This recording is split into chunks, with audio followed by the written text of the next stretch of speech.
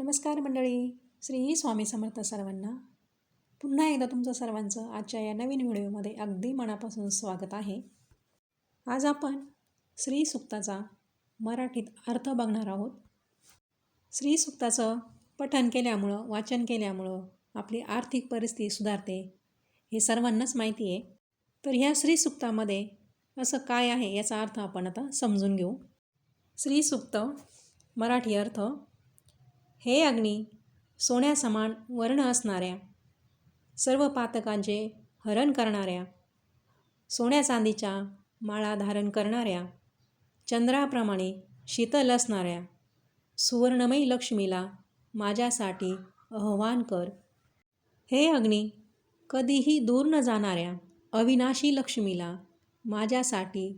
माझ्यासाठी आमंत्रित कर, जिच्याकडून मला घोडा, गाय, धन, नातलग, मित्र मिळावेत.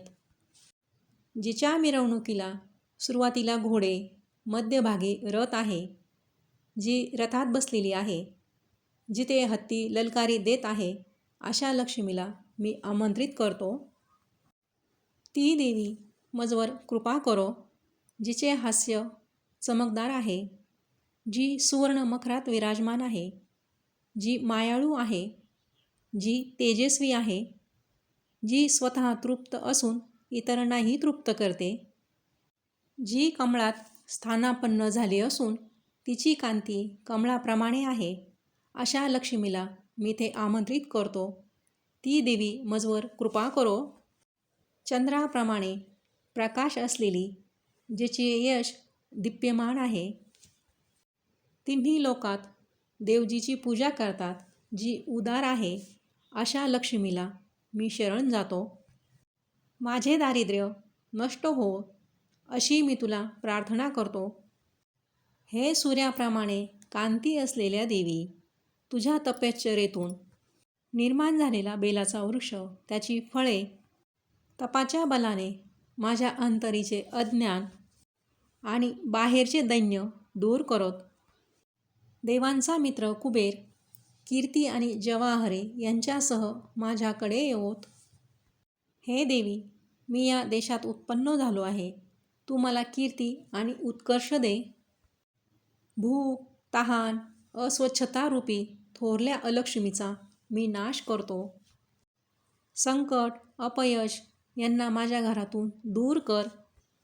जी सुवासिक आहे, जिच्यावर आक्रमण करणं अवघड आहे, जिथे संपत्ती नांदते आणि जिथे संपन्नता आहे, अशा त्या सर्व प्राणीमात्रांच्या स्वामिनीला, लक्ष्मीला मी येथे आमंत्रित करतो.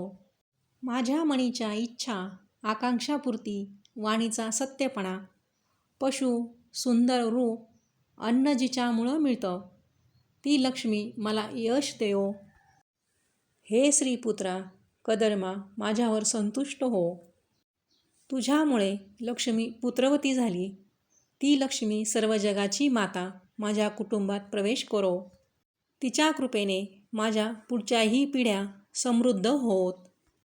त्यांना तिची आराधना करण्याची सद्बुद्धी मिळो. या सगळ्या जलदेवता आहेत, त्या माझ्या घरी मंगल अर्थात सिद्ध गोष्टी निर्माण करोत. मुबलक पाणी माझ्याकडे असो.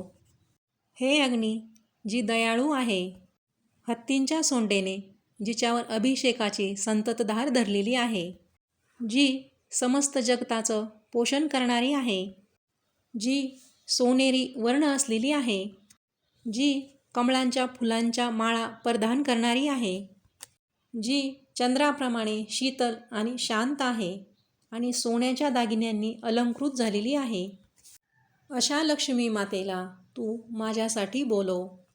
हे अग्नी, जी कृपावंत आणि हाती वेताची काठी धारण करणारी, दंड धारण करणारी, जी सुवर्णमाला धारण करणाऱ्या सूर्याप्रमाणे तेजस्वी आणि सुवर्णकांतीयुक्त, अशा लक्ष्मी मातेला तू माझ्यासाठी बोलव.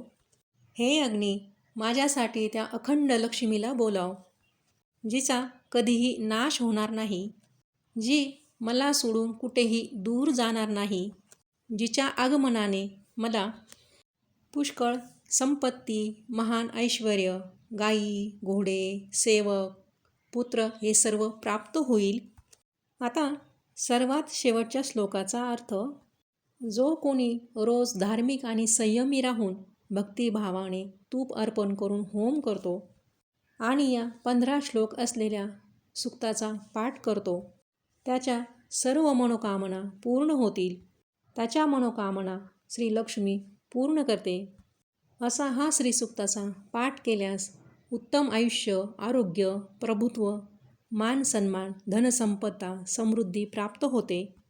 आपल्या सर्वांना सत्कर्मी रती वाढो अशी प्रेरणा माता लक्ष्मी देते. तर मंडळी, असा आहे श्रीसूक्ताचा मराठीत अर्थ. तर चला, माझा संपूर्ण व्हिडिओ तुम्ही पाहिल्याबद्दल सर्वांचे मनापासून आभार.